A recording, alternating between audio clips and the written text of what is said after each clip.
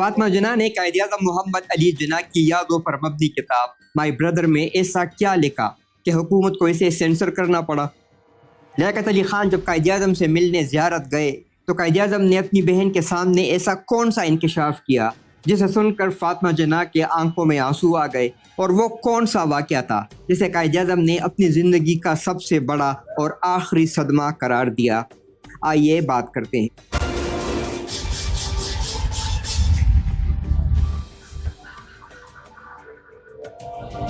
फातिमा जिन्ना ने अपने भाई की ज़िंदगी पर माई ब्रदर नामी किताब लिखी जो 1955 में कायद-ए-आज़म एकेडमी ने शाया की।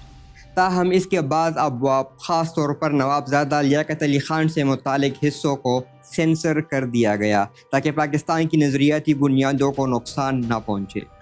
बाद में कुदरतुल्लाह शहाब ने अपनी खुदनोश शहाबनामा में इन हदफ शुदा इक्तिसाबात को शामिल किया। फातिमा जिन्ना लिखती है कि जुलाई 1948 के आखिर में जब कायद-ए-आज़म इलालत के बाइस ज़ियारत में थे, वज़ीर-ए-आज़म लियाकत अली ख़ान और सेक्रेटरी जनरल चौधरी मोहम्मद अली बग़ैर पेशगी इत्तला के ज़ियारत पहुँचे।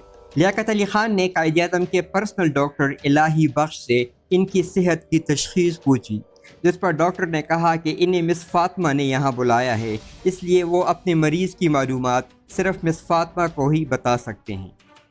लियाकत अली ख़ान ने ज़ोर दिया कि वज़ीर-ए-आज़म की हैसियत से मुझे कायद-ए-आज़म की सेहत के बारे में जानने का हक़ है।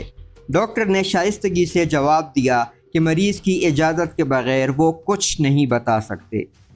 जब फातिमा जिन्ना ने कायद-ए-आज़म को लियाकत अली ख़ान की आमद की इत्तला दी तो बाबा कौम ने फरमाया, फ़ती, क्या तुम्हें पता है ये लोग यहाँ क्यों आए हैं? फातिमा जिन्ना ने नफ़ी में सर हिलाया तो कायद-ए-आज़म ने जवाब दिया, ये देखना चाहते हैं कि मेरी इलालत कितनी शदीद है और मैं कितनी देर तक ज़िंदा रह सकता हूँ। तुम नीचे जाओ और प्राइम मिनिस्टर से कहो कि मैं अभी इनसे मिलूँगा। फातिमा जिन्ना ने इसरार किया कि अभी बहुत देर हो गई है, आप कल सुबह मिल लें, पर कायद-ए-आज़म ने इनसे मुलाकात ज़रूरी समझा और कहा कि तुम जाओ और इन्हें आने दो, मैं ख़ुद देख लूँगा। मुलाकात के बाद डिनर का वक्त हो गया तो अलालत के बावजूद कायद-ए-आज़म मोहम्मद अली जिन्ना ने आदाब मेहमान नवाजी के पेश नज़र वज़ीर-ए-आज़म और सेक्रेटरी जनरल के साथ खाना खाने का अहतमाम किया। फातिमा जिन्ना के मुताबिक खाने की मेज़ पर चौधरी मोहम्मद ज़फ़र तो चुपचाप किसी सोच में डूबे रहे, मगर उन्होंने लियाकत अली ख़ान को बहुत खुशगवार मूड में पाया। वो हंसी खुशी पुरमज़ा बातें करते रहे। खाना ख़त्म होने से पहले ही फातिमा जिन्ना ऊपर चली गई और ज़ब्त का मुज़ाहरा करते हुए अपने आंसू छुपाने की कोशिश की, जिस पर कायद-ए-आज़म ने मुस्कुराते हुए कहा, फ़ती, तुम्हें हिम्मत से काम लेना चाहिए।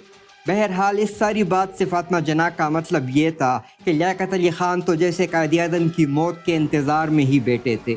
चंद हफ्तों बाद पहला यौम आज़ादी आया तो कायद-ए-आज़म ने अपना बयान पाकिस्तान जिंदाबाद रिकॉर्ड कराया। फातिमा जिन्ना के मुताबिक हुकूमत ने कायद-ए-आज़म के बयान को तो कोई अहमियत नहीं दी, अलबत्ता वज़ीर-ए-आज़म के बयान की खूब तशहीर की गई और न सिर्फ मुल्क भर में पोस्टर छपवाए बल्कि हवाई जहाज़ के ज़रिए पोस्टर नीचे फेंके भी गए। दूसरी तरफ कायद-ए-आज़म की हालत दिन ब दिन बिगड़ती चली गई और इन्हें ज़ियारत से कराची मुंतकिल करने का फ़ैसला किया गया। 2 घंटे की परवाज़ के बाद जहाज़ मारीपुर एयरपोर्ट पर पहुंचा तो कायद-ए-आज़म को गवर्नर जनरल हाउस ले जाने के लिए एक एम्बुलेंस में सवार किया गया, लेकिन अभी 4 मील का सफ़र ही तय किया था कि इंजन में कोई फ़नी ख़राबी पैदा हुई। कायद-ए-आज़म मोहम्मद अली जिन्ना ने फातिमा जिन्ना की तरफ देखा, जिस पर फातिमा जिन्ना ने झुक कर कहा कि एम्बुलेंस के इंजन में कोई मसला है। ये सुनकर कायद-ए-आज़म मोहम्मद अली जिन्ना ने अपनी आंखें बंद कर ली। गर्मी की वजह से फातिमा जिन्ना कायद-ए-आज़म को अखबार से हवा देती रही। करीब ही महाजरीन का कैंप था, मगर वो लोग इस बात से बेखबर थे कि इन्हें आज़ादी दिलाने वाला कायद इस वक्त इस एम्बुलेंस में बेयार व मददगार पड़ा है। बिस्तर मर्ग पर पड़े कायद के लिए इस एम्बुलेंस की खराबी आखिरी सदमा साबित हुई और उन्होंने गवर्नर जनरल हाउस में पहुंचते ही अपनी बहन का हाथ थाम कर कहा, फ़ती, खुदा हाफिज़। यही वो आखिरी अल्फाज थे जिनके अदा होते ही कायद-ए-आज़म मोहम्मद अली जिन्ना अपने मालिक हकीकी से जा मिले।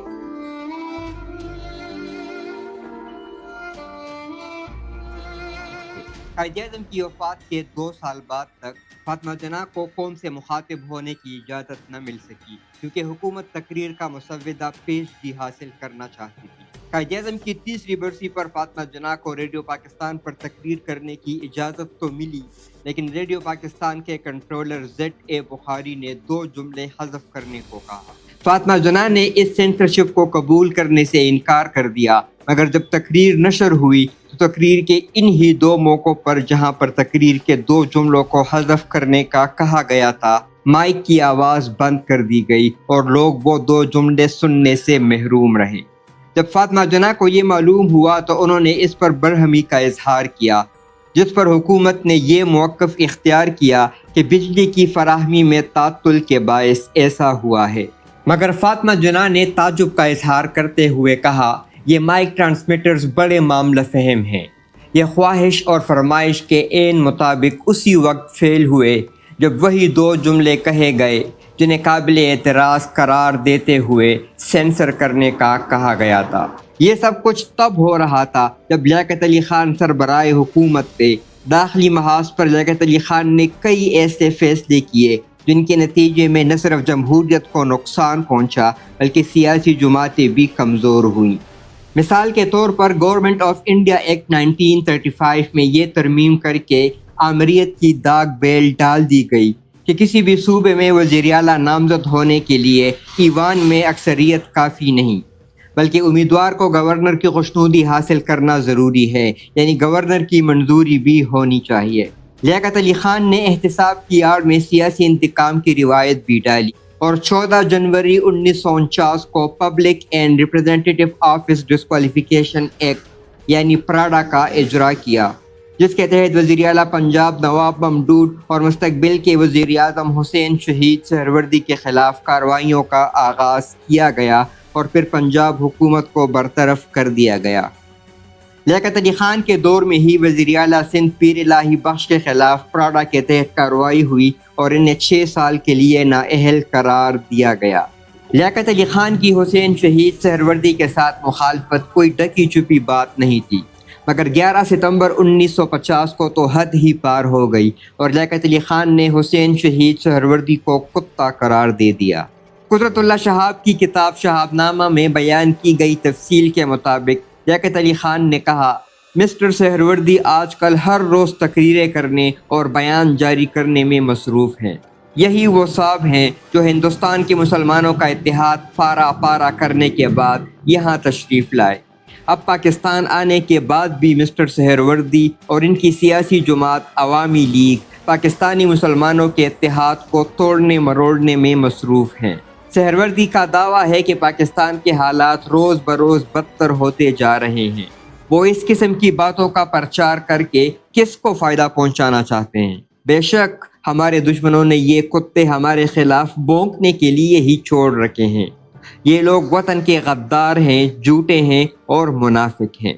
لیاقت علی خان نے پاکستان کی معیشت کو مضبوط کرنے کے لیے چند قابل تحسین فیصلے بھی جن کا اعتراف نہ کرنا بددیانتی ہوگی۔ 1950 میں 30 یوم آزادی کے موقع پر ایک تقریب سے خطاب کرتے ہوئے لیاقت علی خان نے کہا کہ قیام پاکستان کے وقت پاکستان میں کوئی بینک موجود نہیں تھا، مگر آج پاکستان میں نیشنل بینک کے علاوہ 34 کمرشل بینکوں کی 250 سے زائد برانچیں کام کر رہی ہیں۔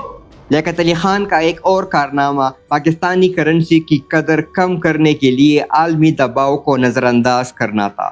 محمد رضا کاظمی اپنی کتاب Liaquat Ali Khan his life and work میں لکھتے ہیں کہ مشکل ترین فیصلہ روپے کی قدر میں کمی نہ کرنا تھا۔ 15 ستمبر 1949 کو برطانیہ نے اپنی کرنسی کی قیمت کم کرنے کا فیصلہ کیا۔ اگلے دن ہندوستان نے بھی تقلید کرتے ہوئے اپنی کرنسی کی قیمت کم کر دی، لیکن پاکستان نے روپے کی ڈی ویلیویشن سے انکار کر دیا، جس سے پاک بھارت تجارتی جنگ شروع ہوئی۔ قائد اعظم کے ساتھ وزیر اعظم کا سرد رویہ، فاطمہ جناح کی آواز کو خاموش کرنا اور اصلاحات کے نام پر سیاسی انتقام لینا، یہ سب اس تلخ حقیقت کو آشکار کرتا ہے کہ پاکستان میں کبھی اصل جمہوریت کو پروان چڑھنے ہی نہیں دیا گیا۔ آپ کا اس بارے میں کیا خیال ہے؟ جواب کمنٹ سیکشن میں ضرور دیں، اور ویڈیو اچھی لگی ہو تو ویڈیو اور چینل کو لائک، سبسکرائب اور شیئر ضرور کریں۔ Thank you.